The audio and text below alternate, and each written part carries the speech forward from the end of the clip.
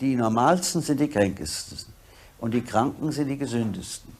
Das klingt geistreich oder vielleicht zugespitzt, aber es ist mir ganz ernst damit. Es ist nicht eine witzige Formel.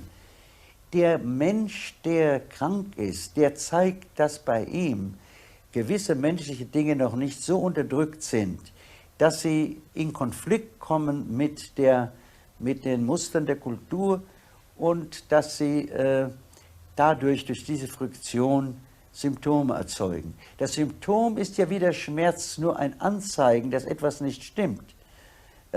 Glücklich der ein Symptom hat. Wie glücklich der einen Schmerz hat, wenn ihm etwas fehlt. Wir wissen ja, wenn der Mensch keine Schmerzen empfinden würde, wäre er in einer sehr gefährlichen Lage. Aber sehr viele Menschen, das heißt die Normalen, die sind so angepasst, die haben so alles, was ihr eigen ist, verlassen.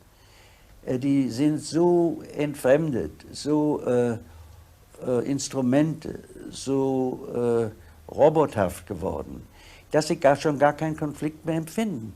Das heißt, ihr wirkliches Gefühl, ihr Liebe, ihr Hass, das ist schon so verdrängt oder sogar so verkümmert, dass sie das Bild einer chronischen, leichten Schizophrenie geben.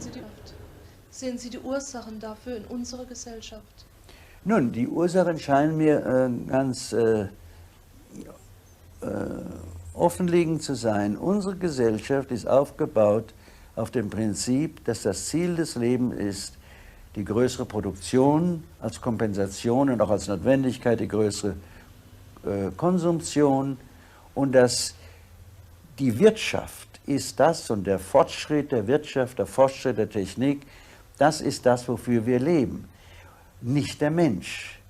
Was dem Menschen nützt, das interessiert wenig, wenn man darüber denkt, was das Ziel ist, worauf wir hinauslaufen. Sogar nicht einmal, was dem Menschen schadet, spielt eine Rolle. Viel, das ist ja notorisch, viel von unserer Anzeigen und Reklamen preist Dinge an, die ausgesprochen tödlich und schädlich sind.